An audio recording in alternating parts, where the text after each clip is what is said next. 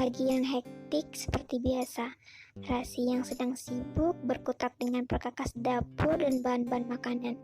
Sekembar yang saling bersahut menanyakan barang-barang mereka yang anehnya selalu mendadak sulit ditemukan apabila suasana rumah sedang ricuh seperti ini. Tipikal kalau tidak seperti ini, bukan rumah Mulia Rasiana Virgia namanya. "Mi, kaos kaki polkadot aku di mana?" teriak sebuah suara dari ruang tengah. Meski suara anak-anaknya hampir 97% terdengar mirip satu sama lain, Rasi tahu itu suara Nai. "Nai, jangan pakai kaos kaki motif, nanti dimarahin lagi sama Bu Rinai." Kali ini suara kesal Kay terdengar sangat jelas bagi telinga Rasi yang sudah sangat terbiasa. "Gak akan, kali ini kaos kakinya kan pendek, gak bakal kelihatan, tenang aja, pokoknya enggak. Kalau nanti kamu ketahuan, aku juga yang bakal kena. Nih, pakai yang ini cepetan." Nasi goreng sejak pagi Rasi buat telah siap disajikan. Ia membawa teflon yang masih panas tersebut ke meja makan sederhana yang menyatu dengan ruang tengah tempat keributan kecil kedua putrinya itu berlangsung. Saat menuangkan nasi goreng di atas teflon ke dalam mangkuk besar, Rasi melihat Kay tengah mengangsurkan sepatu kaos kaki hitam putih kepada Nai. Sedangkan Zai, gadis kecil itu hanya memperhatikan dengan raut wajah malas di atas kursi meja dengan kedua tangan saling menungkuk. "Gak mau Kay, jelek, motif polkadot sekarang lagi terkenal. Minggu lalu kamu lihat kan, Sera sama Yuna juga pakai." "Aku gak peduli Nai, pakai kaos kaki ini, aku gak mau ikut dimarahin." "Kay, kamu kan kakak, ngalah ya," ucap Nai memelas. "Enggak," balas Kay galak. "Janji ini yang terakhir. Aku udah terlanjur bilang sama Yuna kalau aku juga punya kaos kaki polkadot yang dia mau." Bujuk Nai belum mau mengalah. Bahkan kali ini ia menunjukkan tangan yang saling bertaut di depan dada kepada Kay dengan mata berkaca. "Ya, Kay, ya, please." Hanya untuk sepasang kaos kaki polkadot, gadis kecil itu rela mohon sampai begitunya. "Aku gak mau ikut dimarahin, Nai. Nanti Bu Rina ngira aku gak negur kamu lagi. Percaya sama aku, Kay, gak akan ketahuan." "Nih, Zai mau sarapan sekarang." Zai yang tampaknya sudah bosan menonton drama kaos kaki polkadot serang menegakkan tubuh dan menyodorkan piring kepada Rasi agar diisi. "Mami juga makan sekarang, nanti telat. Kalau mereka masih berantem sampai kita selesai makan, tinggalin aja. Mami sama Zai berangkat duluan." Rasi menggulung senyum memperhatikan sikap manis putri-putrinya itu. Kadang dia lupa kalau dia itu seorang ibu dan punya peran dominan untuk Kay, Nai, dan juga Zai. Karena di beberapa situasi, ia tidak perlu ceramah melarang ini itu kepada anak-anaknya. Tidak perlu mengingatkan harus apa dan bagaimana kepada si kembar.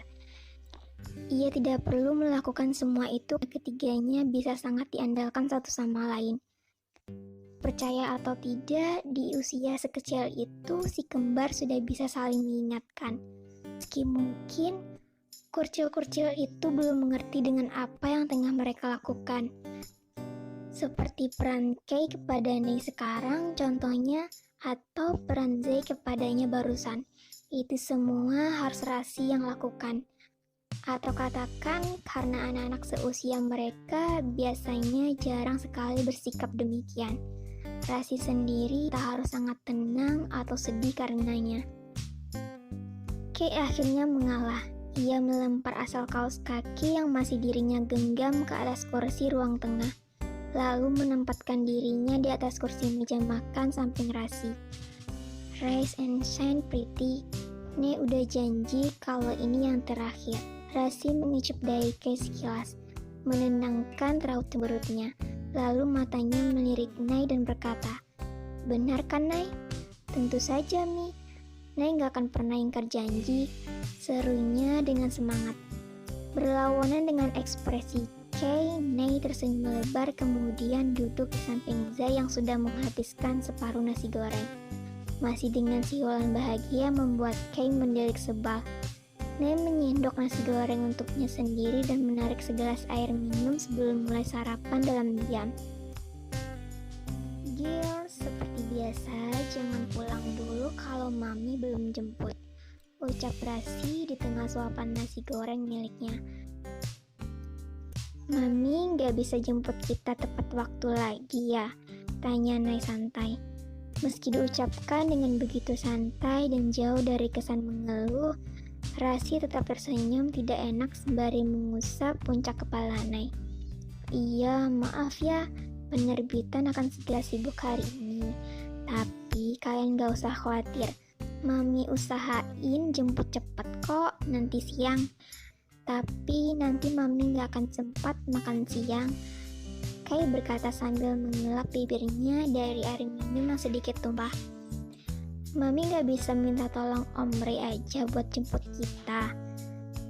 Raihan Fasya, adik Rasi satu-satunya yang bisa sering dia repotkan dalam banyak hal yang menyangkut si kembar, dan mengantar jemput sekolah termasuk salah satunya, apabila Rasi sedang benar-benar tidak sibuk. Tapi sepertinya hari ini Ray tidak akan bisa. Pria itu sedang ke Yogyakarta untuk urusan pekerjaan dan jadwal kepulangannya baru besok pagi.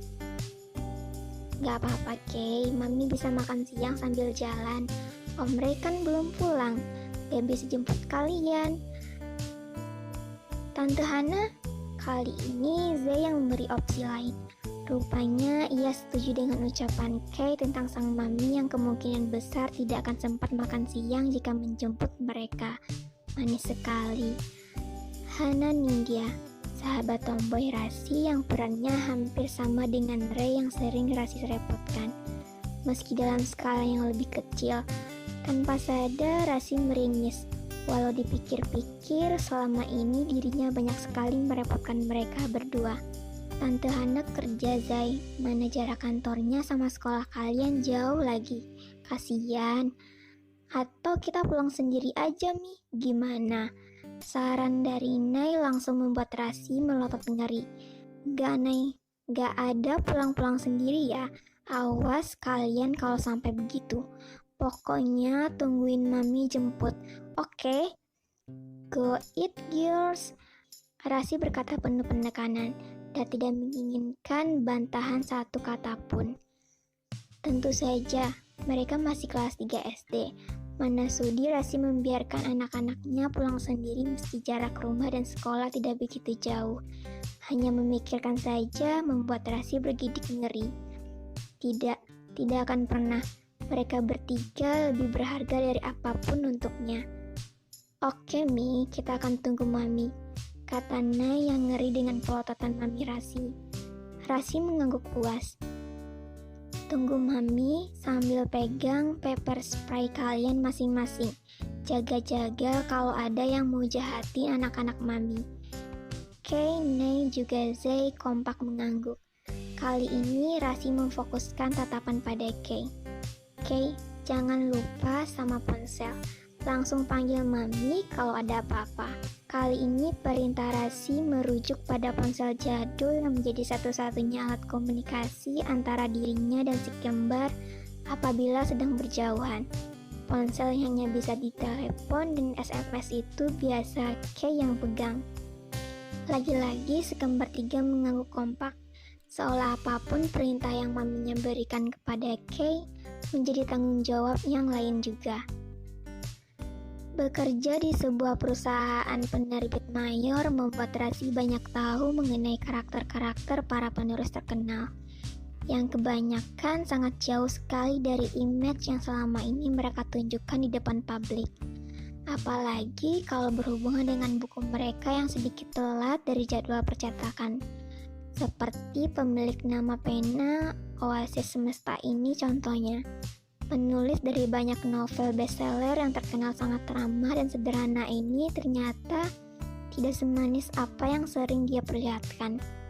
Penulis muda keturunan konglomerat ini tidak merasa perlu bersikap manis kepada pekerja-pekerja bawahan seperti Rasi dan rekan-rekannya di bagian bidang cetak yang menangani buku-bukunya. Ini serius, belum selesai juga sampai sekarang. Tanya perempuan bergaun Givenchy itu kepada Awan, Wirawan, kepala produksi Merarki. Media publisher dengan skeptis. Sebenarnya ini bukan pertama kalinya Rasi menangani anak-anak. Gisela nama asli dari OSA Semesta yang terlanjur memiliki kontrak dengan Merarki. Namun tetap saja, sikap seenaknya masih selalu membuatnya gondok setengah mati.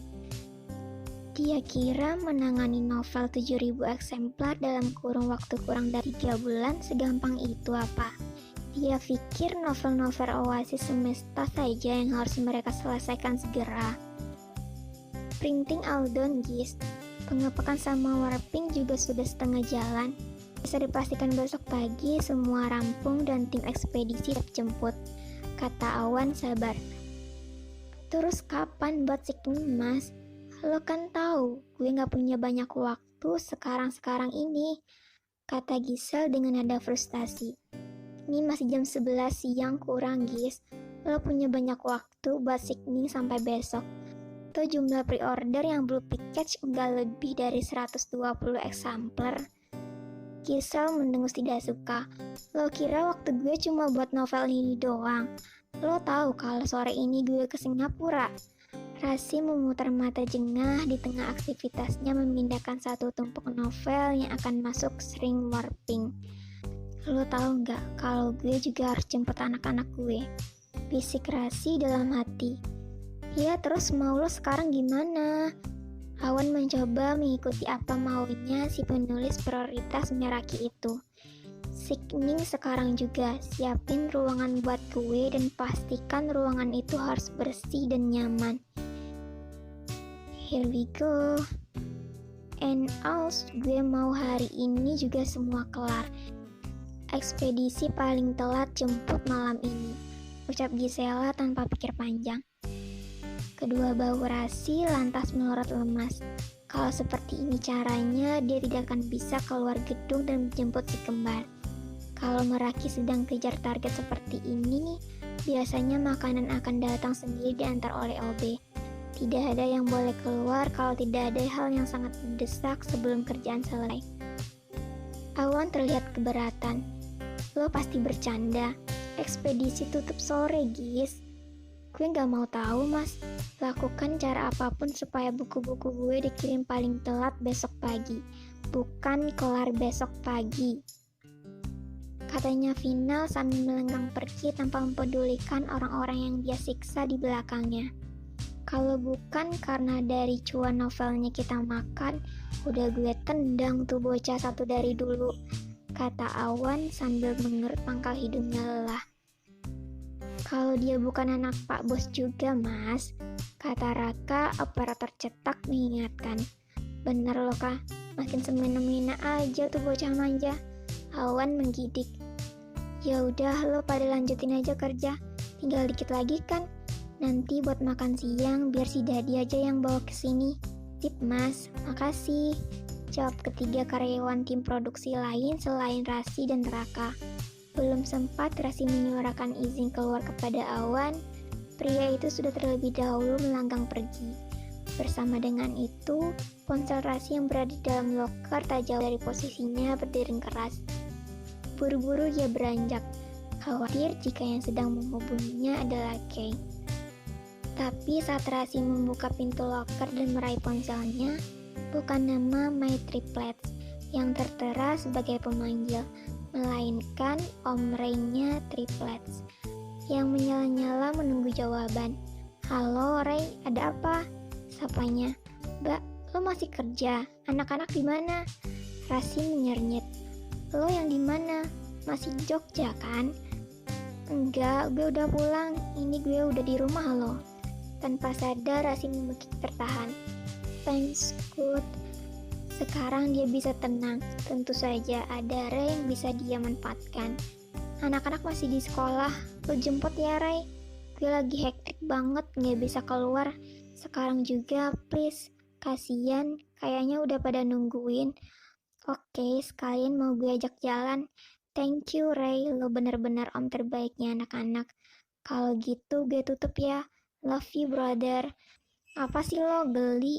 Rahasianya terkekeh kemudian menutup tersebut dengan perasaan tenang luar biasa.